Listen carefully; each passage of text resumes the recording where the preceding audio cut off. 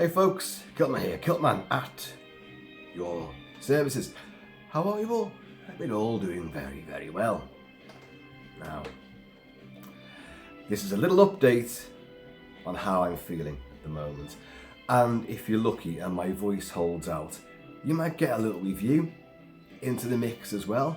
Yeah, Kiltman, he's coming back. But it may take a wee while longer yet. So yeah, folks, diagnosed with COVID for the first time. I know everybody else in the world and his dog seemed to get COVID, some of whom got it several times over. My brother and his wife have had COVID about 6 times. My mate John's had it about 10 times. I had never had it till now. Never want it again either. Oh, you know, I was never a COVID-19 denier. I just thought, I thought the reaction was a bit exaggerated. You know, it's just a pesky pandemic. It's just like the flu. Yeah, it is like the flu actually. But my God, have I felt rough. This is now, we're on Wednesday. Losing track of time, to be honest. It's all blaring into one. It's Wednesday. I fell ill. Saturday morning, I fell ill. And I've been rough ever since. Hopefully I might be coming down the other side of it now. I don't know. And the little test, and you get the line. Oh well, if no line comes through, just pop from your test line. You're fine. And that's what I've always had. But no, mine coming through bright neon. It was almost like the blood from a Hammer Dracula movie. It was that bright and livid. And the wife was like, "Oh my God, you've not just got it, you've got it really bad."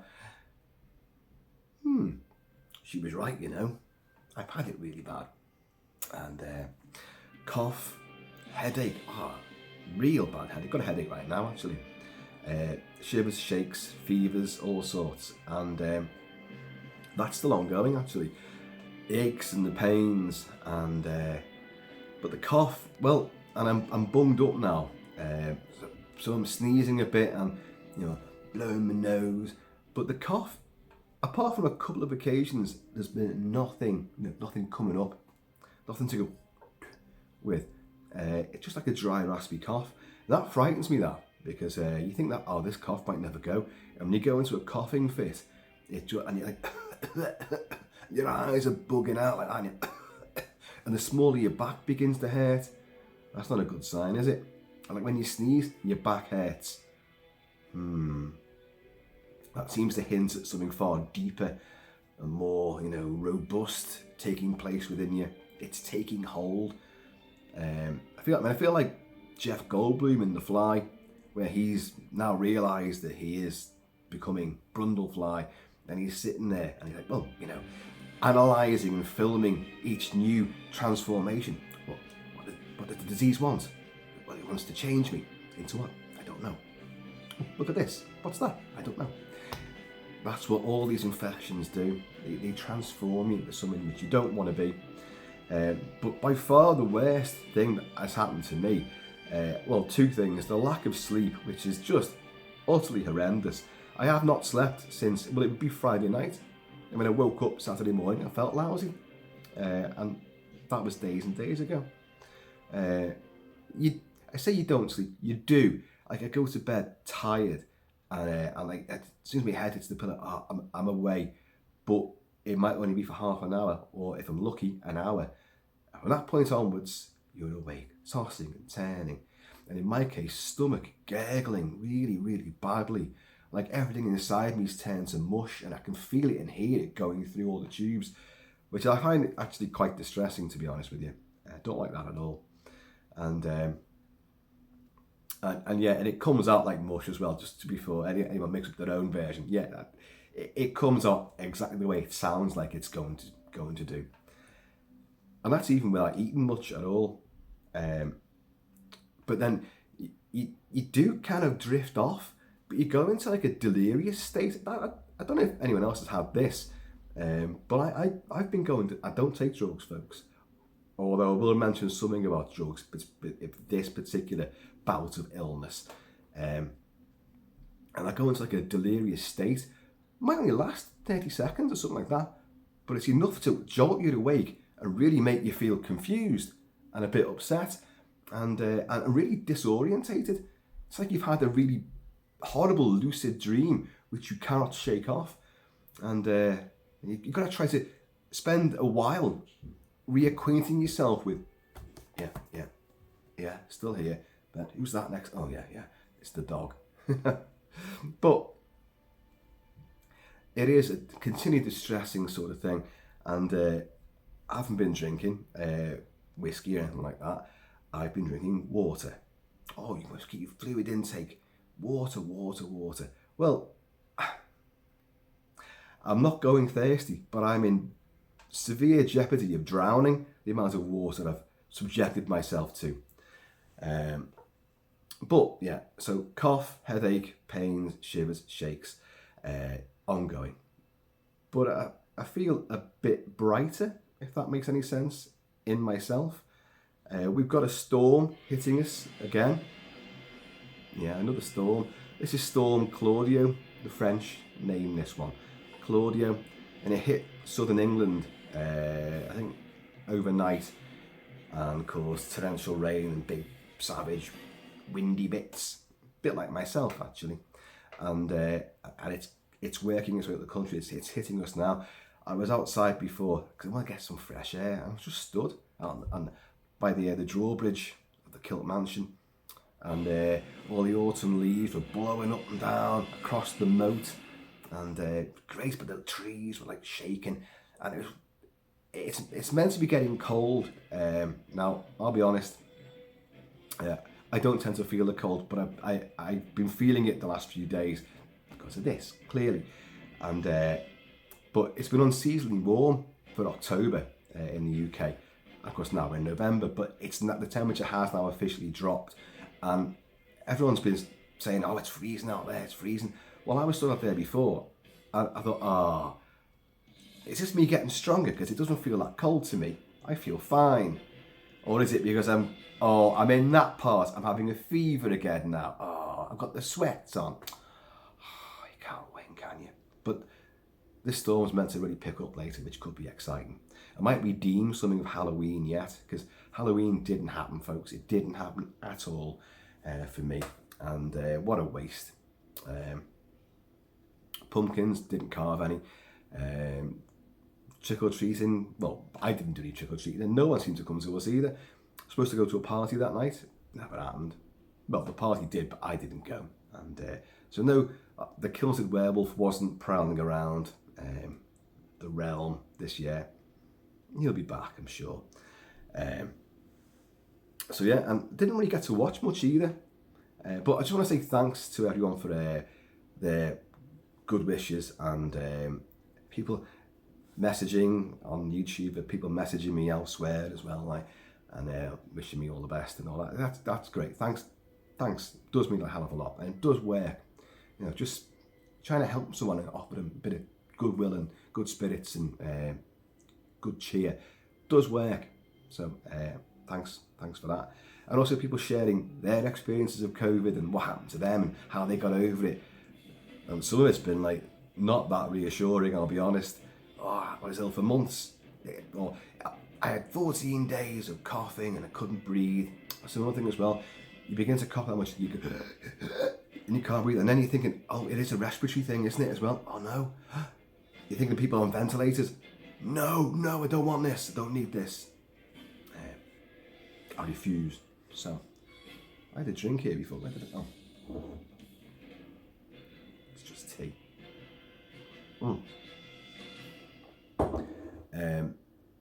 So yeah, so I haven't really watched anything either. And then I thought, well, because I had everything lined up for Halloween on the channel. I was going to do lots of horror movies and Guillermo del Toro's Cabinet of Curiosities, which I did watch a few of those. I probably will talk about that at some point because I haven't watched them all yet actually, but I watched the first 3 in quick succession, and yeah, I thought they were good, but I thought they were slightly underwhelming at the same time. I think out of the first 3, it's the first episode I watched which I enjoyed the most. But anyway, I'll come on to all that later at some other point.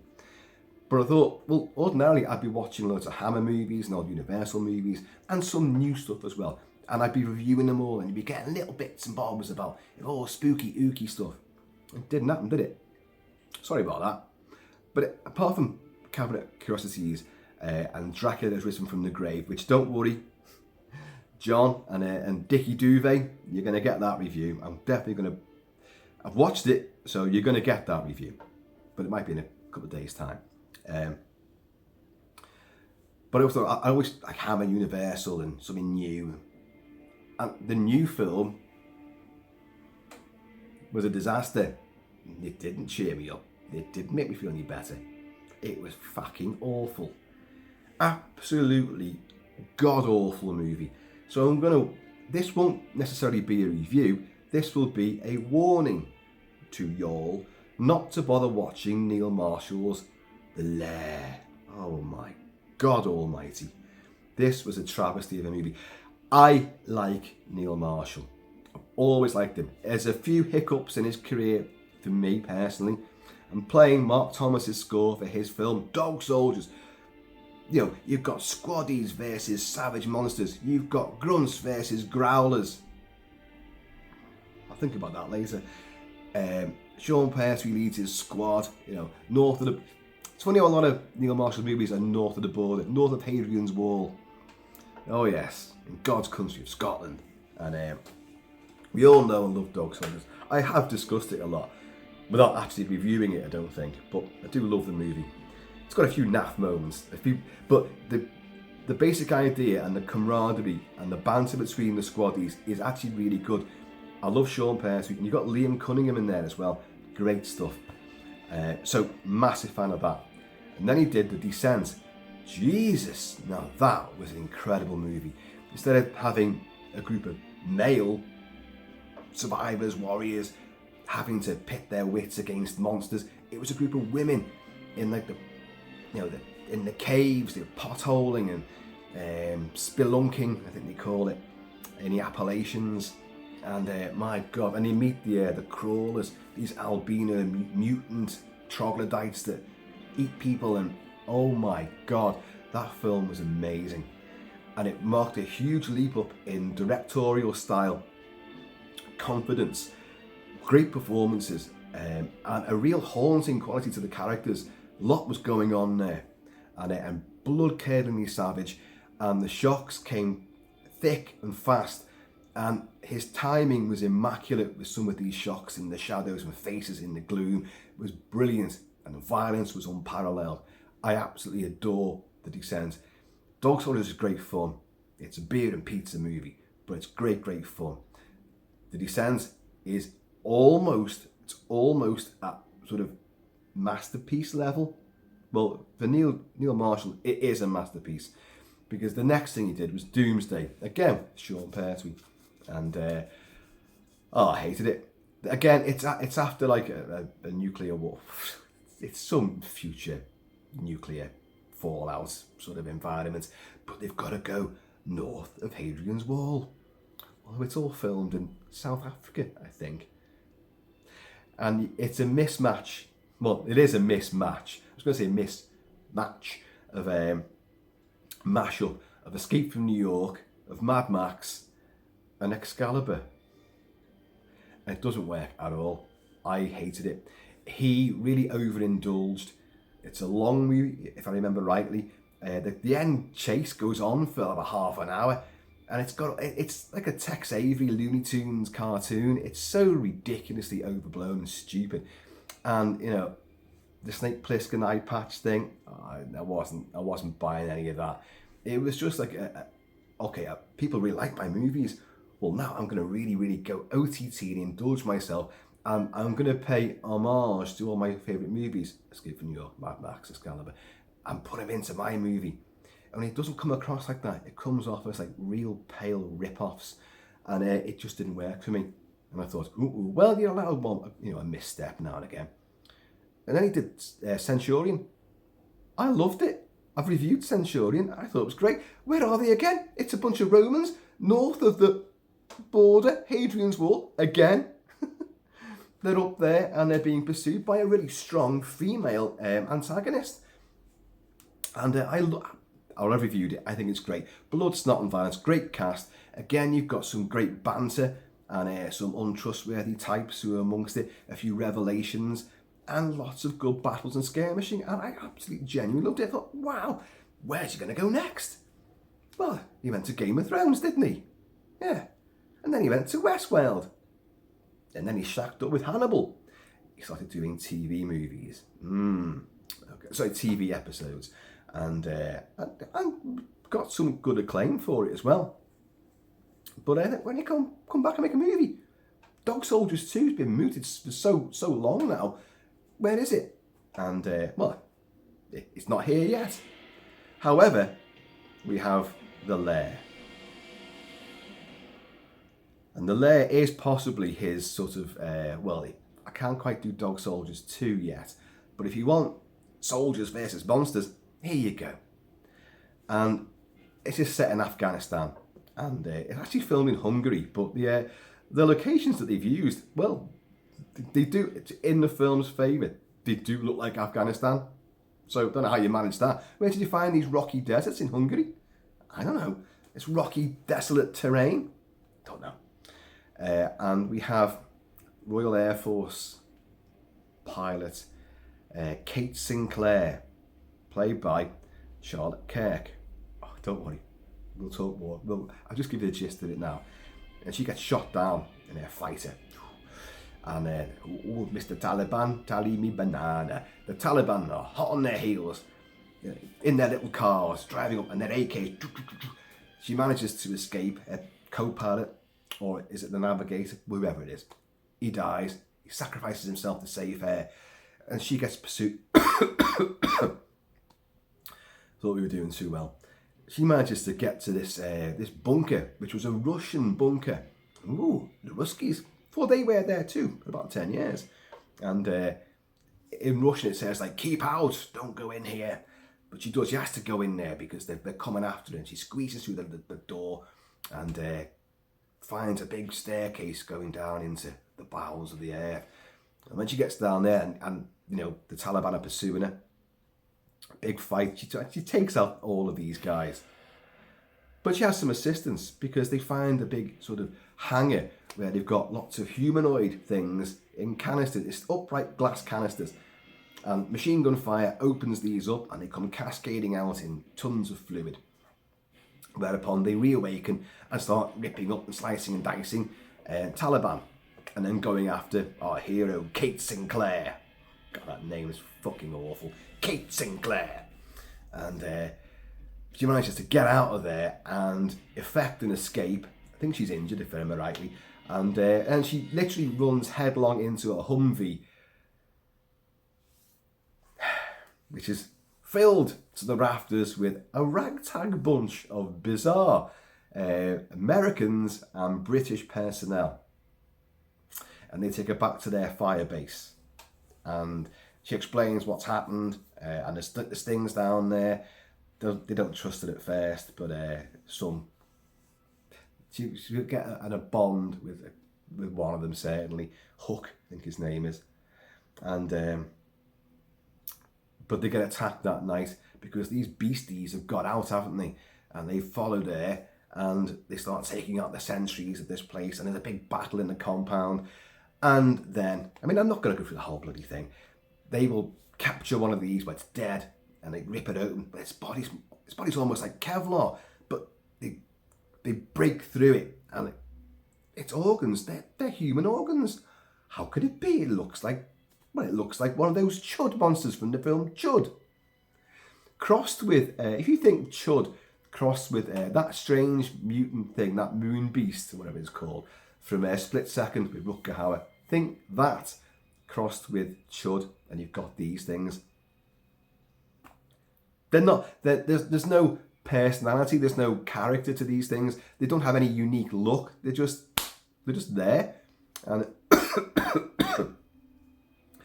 and what? Anyway, this thing. They've lost a few people there at this point, and this thing wakes up again. And they also have this thing as well, which is just got a bit of budget left over. I know, let's throw in like a CG tentacle tongue. Whoa, let's do that. So they might grab someone and these tentacles go like that. And then they can do some kind of mind reading thing as well. Or they think they can. I don't know. I honestly don't know. At this point, I really wasn't caring. And I'll come to why. Anyway, they'll dispatch this thing, and our heroes will, right, we've got to take these things out. The Russians have obviously discovered something, and they do get into this compound again, this bunker, and with an idea to wiping these things out. So it's aliens now. You know, we're not going to study, we're not going to learn from these, we're not going to capture and bring them back. No, we're going to destroy them. You know, nuke it from orbit. Only way to be sure. But you find all these Russian documents, and apparently the Russians only went into, here's the big revelation, the Russians only went into Afghanistan to begin with because there was a huge alien crash vehicle. So it was to rescue this, and they find, whatever they found on board there, they mixed it with human DNA and create an army. So they create these bloody things. And then obviously everything goes tits up for them in Afghanistan. So they leave, and they've kept this thing there, this big silo, this bunker. Anyway, so our boys and girls as well go in there, led by Captain Kate Sinclair. Let's not forget her. You won't forget her in a hurry, and not for any good reasons. They go in there, big battle, most of them get killed. Finally, they manage to get a rescue call. Passing American jets are going to drop that Moab bomb, the biggest bomb you can imagine that isn't nuclear. A bunker buster, they're going to use that, which they did use in Afghanistan, and this film will then try and tell you that that's the real reason the US dropped that bomb. It was to destroy this Russian installation and all the horrible beasties it contained. Pushing it a bit now, aren't I? And our heroes will escape in one of these Taliban vehicles, but then they can't get it started, and they get a big shockwave of this bomb. But anyway, it's all a bit of banter at the end. Oh, let's get it started. Come on now. And off they go. They've survived. Folks, this film is diabolical. The plot's fine. I don't have any truck with the plot. Grunts versus monsters. It's worked with Dog Soldiers. It's worked with many other movies. Aliens. It's great. It's tried and trusted. And Neil Marshall, if anyone can bring some explosive exploitation B-movie creature feature dynamics and gore into it, he's the man. Gore. Okay, let's think about that. There isn't much gore in it. Don't go thinking that. There is a face ripped off, there is some entrails, but it's not a gory film. Monsters, yes, they're in it a lot, but you don't get the camera lingering on them, much at all, because they're really bland. They're totally bland. You never see a big amassed army of these things. So it's always one or two which are lurking around corners and pursuing these guys, and lots of little sort of stealthy chases taking place, lots of machine gun fire and explosives. But it's not that exciting. The action is not exciting. The script, I'm choking because the script is that bad. I'm gagging on it. It is the worst you can imagine. And couple that with some of the worst performances that you can possibly conceive, and you've got a movie that is just truly tripe in every single capacity. Right. For some unknown reason, these are all Brits. Even the ones playing Americans are Brits. And these Brits cannot do American accents. You have, what's his name? Jamie Bamber. He's one of them British familiar faces. I think he was in the Law and Order UK. I think one of them legal drama things. And he's been in lots of other things as well. Pretty boy. In this, he's playing an American, but his accent is so bad. Oh, you've heard nothing like this. Oh, he's got an eye patch as well. An eye patch. Yeah, give him an eye patch. Like something he got out of a fucking Christmas cracker. It's bad. It's bad. And he's the hard bit, and he's the captain. And he will say at some point, I will defend you and all my boys here, to the last goddamn cartridge. He'll say that, when they've just made the mind up to go back to go and destroy this bunker and all the monsters in it. When the one they're doing a little autopsy on wakes up, so he goes with his grenades and leaps on it, killing himself. So you're not going to defend the boys to the last cartridge, are you? You're just going to blow yourself up right now. It's so cack-handed, it's so bad, it's so awful. You've got a Cockney playing a Welshman called Jones. I've got his name. Leon Ockenden playing Jones. Why did you get... Oh, you couldn't get Luke Evans. Oh, okay. Right. Because you've not got someone who is Welsh. There are Welsh actors. Get one of them. He's not a great character. You get anyone to play him, really, but with a Welsh accent. But no, they get a Cockney to do it. So you've got no one's American. They're all British with the worst American accents. God awful. Then you compound things. You get a Cockney to play a Welshman, and I may have got this wrong, but I think there's a trooper who's they call him Brummie. Now, for those of you in America, a Brummie is someone from Birmingham, and they speak like me, like they're bunged up. Oh, I Birmingham. I can't do the accent at all now, but they're Brummies from Birmingham, and this Welsh one, Jones, keeps going, "Come on, Brummie." I can't do Welsh either. I mean, I can't skip them because I can't do these accents either. But I'm not an actor, am I? I'm not in this movie for my acting abilities and my ability to do dialects and regional accents. Where these people are, and they all fail, singularly fail, to a man and a woman. They have another black female trooper called Lafayette.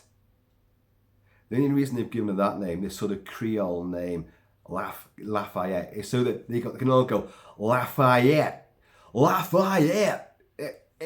It's structured so that they've got to use their American transatlantic drawl mangling vowel system to try and wrap themselves around Lafayette. And oh my god, I was feeling rough watching this, but I was beginning to feel really, really angry. You say that name one more time. In fact, you open your mouth and emote one more time.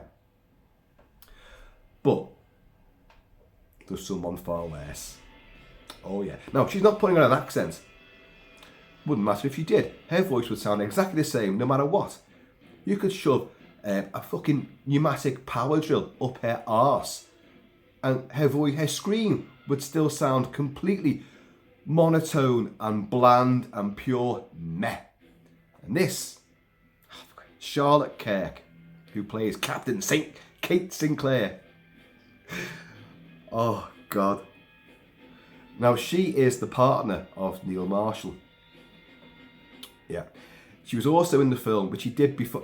I missed a film on his resume. He did a film just before lockdown called The Reckoning, which was a period witchy historical occult drama. And she's the main star of that. And that's where they kind of got together, I think. And no, I've not seen The Reckoning, but I've only heard bad things about it. But I'm not going to diss that. I haven't seen it, so I don't know. But I have seen this, and it's diabolical. And I have seen Charlotte Kirk in this. And she's the worst actress I've ever encountered. And she's our hero. She's not only our hero, in terms of like, I'm a woman, I'm a soldier, and I've seen these things, you've got to believe me, they're out there, Anyway, we've got to go back in and destroy them. But she's the action hero of it as well. Lots of running around in a tight combat vest and using automatics and AKs and M16s and 203s, leaping over the bonnet of Humvees, skittering through this underground chamber of corridors, this bunker, battling hybrid DNA monsters, kicking him in the face, doing lots of pirouettes and Lara Croft style acrobatics, none of which convince, because she doesn't look right. She can't even hold a gun.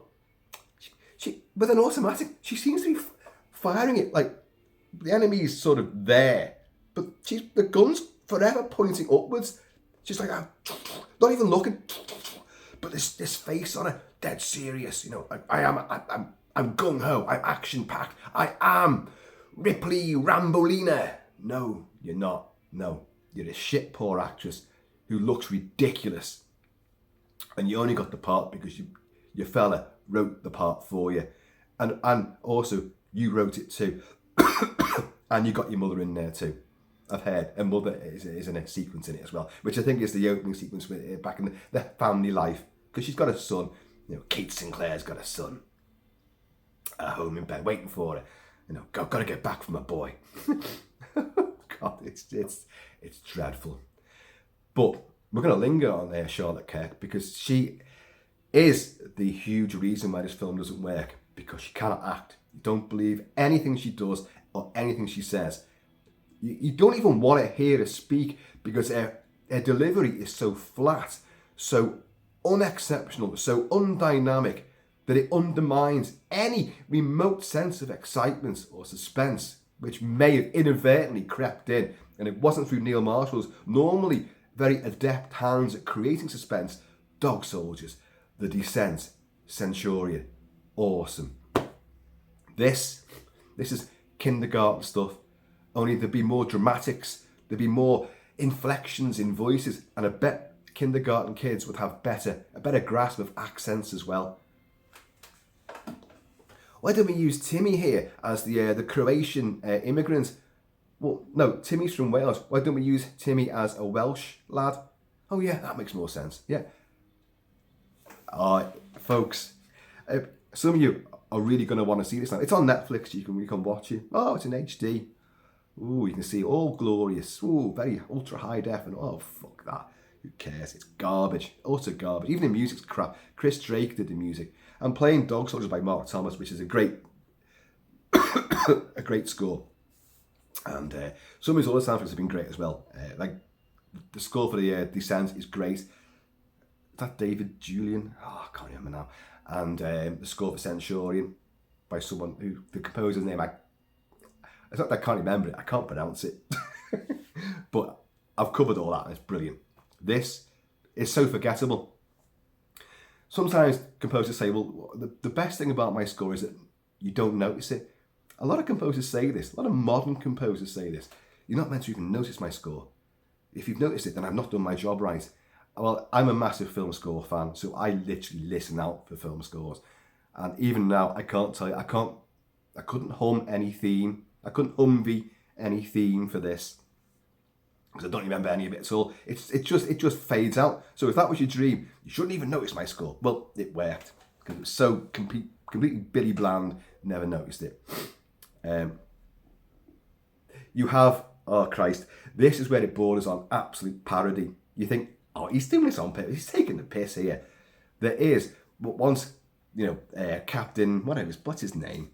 Finch, the Jamie Bamber, I'm not even going to try to do his accent. He's the eye patch wearing one. Like, he's really working hard at doing the accent, but sort of at some point in every sentence there is a word that he cannot make sound anything other than completely English. Well, yeah, little lady, I was going to make some meat and potatoes, and then I had a cup of tea, and it jars every sentence he comes out with, because it just drops out of this really inept American accent to a bit of proper English. It is that bad. It is that bad, folks. But there's a shot after he's killed himself with the hand grenades and took out a monster, where our heroes who are left do the slow-mo walk to camera with the weapons over. And you're like, oh no, you're not doing this, are you? Oh yeah, you are doing it. Yeah, okay. Well, that's a bit cringe. Oh, you're still doing it? What? There's still what? How long is this going to go on for? You're still walking towards camera with the, I think the smouldering wreckage of their camp behind them. It goes on for minutes. You are seriously kidding me. You've gone beyond the realms of, oh, well, this is a cliche shot, but we're going to use it because everyone loves that kind of thing, don't we? But then it goes on for even longer. It's now self-parody. Yeah, okay. You're still going on. Well, what have we entered into here? Is it real time? Well, it can't because they're walking in slow motion. It is so bad. You would not believe. This film, folks, is by far the worst thing I've seen this year. Now, I've seen some pretty naff things this year. Hellraiser, I thought it was garbage. Well, we had Halloween Ends, which I know I keep saying I actually enjoyed it. Well, I did, but it's on the scale of I did not like Halloween 2018 and I detested and hated and despised Halloween Kills. So compared to them two, I actually seem to apparently enjoy it, but it doesn't mean it's any good. It's still a shit movie and a completely crap finale to Michael Myers. Well, anyway. And there's been a lot of other shite and dross that I've seen this year as well. This, folks, is worse. This is by far the worst movie. It is god-awful. Neil Marshall, you should hang your head in shame. You were once touted as being the great British hope of horror. And you really showed promise with Dog Soldiers and with The Descent, Centurion. You were tackling all different types of genres. Action, horror, thriller, sci-fi. You're doing all of this. But throughout it, especially with Doomsday, I thought, that's a misstep there. And you're being too indulgent. You need to rein back on that. Well, this is not a long movie, folks. This one now, The Lair. It's lean, mean, but it ain't so keen. It's just wretched. Every single line spoken will make you upset. It'll make your teeth itch. It'll make you cringe and recoil. And like at first you feel sorry for these people. You're embarrassed for them. Oh God, you're better than this. I know you're better than this. They're not. They then go on to prove you wrong. They are not. They're infinitely far worse than you could ever have imagined. And what's his name again? Oh yeah, Leon Ockenden, who plays the Cockney Welshman. He looks like Joey Essex, but with a scratchy black beard, and that doesn't work either. God, and all the cliches, the military jargon. Oh my God, I think his name's Hook, the one that Kate Sinclair has a bit of a bond with. And he's running down a corridor with one of these beasts right behind him, and he's been trying to hold them off or something like that, and they're all waiting. He goes, "I'm coming in hot." It's not something you say when you're actually physically running and being chased by something. It's usually a sign over the radio and you're in a vehicle. "I'm coming in hot. Prepare for this." You don't say it when you're legging it down a corridor with a monster hot on your heels. That really is pathetic. And it's got every other ridiculously bogus movie military jargon line is in there. And you will wince and shudder with pain every time you hear one. Especially when it's coming out of those ridiculous accents and these terrible actors. It's just, you're going to watch it now, and you're going to watch it. I know you are. In fact, I kind of want to watch it again now, because there's loads I've not remembered. There's loads of bits that can take the piss out of even more. Let's just talk about Charlotte Kirk. Now, I don't think she's married to Neil Marshall, but I think they are partners. Well, for now. Now, I'm not going to go into anything libelous here. I'm only going to go on what has been said about Charlotte Kirk. That although the American Hollywood system is rife with women complaining about how they've been treated, mistreated and abused, and the casting couch and that sort of thing. Weinstein and all that, or Harvey Wankstein, as we now know him. And it's terrible. Of course it is. Jesus. Things that women have had to do to get roles in movies. Charlotte Kirk, apparently, allegedly, has been working it the other way around. She's like, okay, they want sex for us to get a role in a movie. They want to have sex with us. I'm gonna have sex with them to get roles. I'm gonna do it on purpose. And that's apparently what she was doing. And she's had a string of affairs with the heads of studios. And she almost brought down, was it Warner Brothers or something like that? I can't remember now. But she took down one of the heads of that, having affairs, making arrangements, illicit sort of stuff, clandestine rendezvous, and making it clear, I want big movie roles. She does not deserve big movie roles. No matter, I don't care. However, you know, if you want to use your body to persuade someone to do something, that doesn't bother me at all. You know, if you feel that you've got to resort to that, okay, I don't condone it, but I don't knock it either. It's more the person who's either forcing you. They're the ones who are wrong, or the ones who become the victim. Like, well, so you come on to me. Oh wow, and yet. It sounds petty to say that she's not a looker either, folks. Don't go thinking that. Please don't go thinking that. But anyway, but she's using her womanly wiles, and has been. So to get these big shot roles, which she hasn't got them, but she's took down various people because it's all become public and kind of scandalous. So you know, I'm not naming and shaming, but it's out there and you've done it. It's fact. So anyway, then she got with Neil Marshall, and Neil Marshall's given her a role in A Reckoning, a starring role in this, and she's also co-writing it. So you can see how this character of Kate Sinclair became huge in their minds, and he's so smitten with her that Charlotte, Charlie, everybody, look at the way she skidded across that Humvee there. Wasn't that amazing? You know, Charlotte, I'm coming in hot. Dear God, Neil, you were reaching for the lofty heights. You've missed them. You've missed them by a county mile. You're going to come plummeting down. This is the death knell for you, mate. I don't want to see you attempt to do Dog Soldiers 2 now. I don't want to see it. Watching this travesty, this mess, something's messed with your head, mate. Something has messed with your head. You've lost the talent that you once so exhibited. It's gone. It's gone. And watching this film, I could see it evaporate.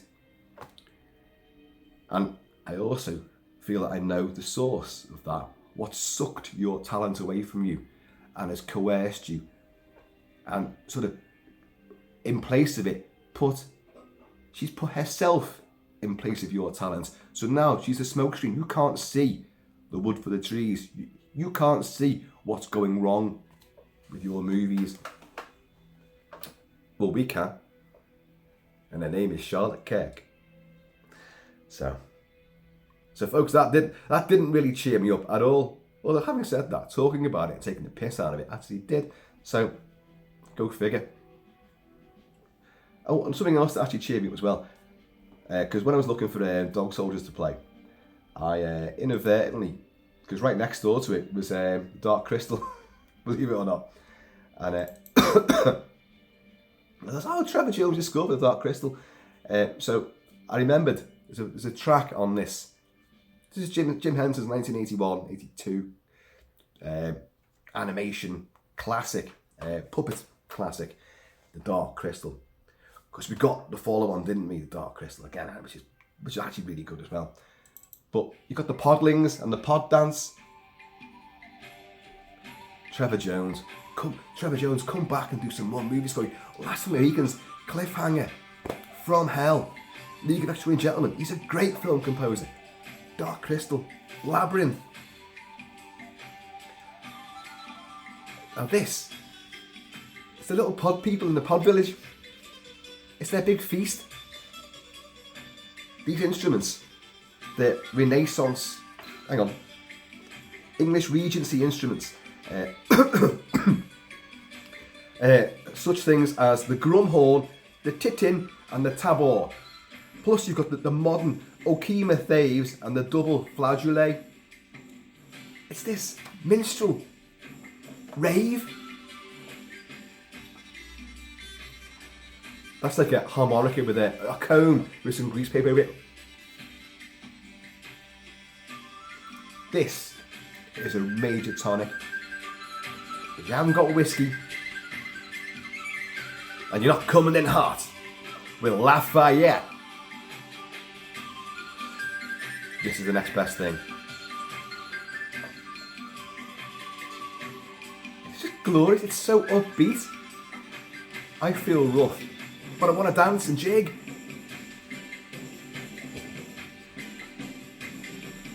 cold tea.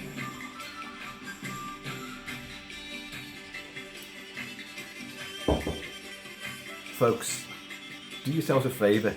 Don't watch Neil Marshall's The Lair. Watch Dark Crystal instead. Or watch Neil Marshall's Dog Soldiers. Back in the days when he could think beyond the woman in front of him that's been coercing him. Listen to this. It's so infectious, that, says the guy who actually is quite infectious at the moment.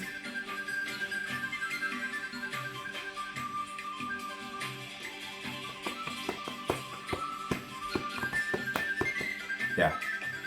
The Lair is just so god-awful. The weird thing about this now, this score for Dark Crystal, I love Trevor Jones' stuff, is that is really upbeat, like, wow, it's celebratory, merry. Most of the score is actually very dark and somber and quite, I don't know, I'm going to say whimsical. It's not whimsical, there's a sense of yearning and of loss and sort of despair. It will culminate in a big, whoa, glorious moment where the two themes, the Skeksis theme and the, what are they called? The Mystics. The Mystics and the Skeksis. God. The two themes will mesh together, and will become this great uplifting main theme. It's clever the way he's done it. But overall, listen, we're going to go into the love theme. It's very delicate and very somber. It's beautiful, but it's haunting, and there's a sense of tragedy to it as well. So that track, the Pod Dance, is such a great little element to throw in there to really, hey, we're actually having a good time here, really. Although you can't see us, we're all underneath all these puppets, and we're all moving them with sticks and all that. Like, we're having a great time underneath here, sweating cobs, running these bloody toys. But yeah. So folks, thank you again for putting up with this, and thank you for all your good wishes, and I hope and pray that you don't touch out for anything similar to this. But it's everywhere, and there's also the flu available at the moment as well. But anyway, please, keep it Celtic, keep it Celtic. Avoid The Lair. It's awful. It's absolutely awful. You want to give it a mark out of 5, it wouldn't even get 1. It's so bad. It's that bad. It wouldn't register 1 on the quality scale. And it's bad because of all the reasons which destroy a movie. Bad cast, bad acting, bad dialogue, bad story. What's to redeem that? And it's all headed up by you, Charlotte Kirk, and you, Neil Marshall, who has now dropped the ball completely. This film is an absolute travesty, and you should hang your head in shame. You should publicly apologise for it. It's that bad. You should apologise for it. I'm off to watch Dog Soldiers again because it's great. Folks, please, I'll see you all.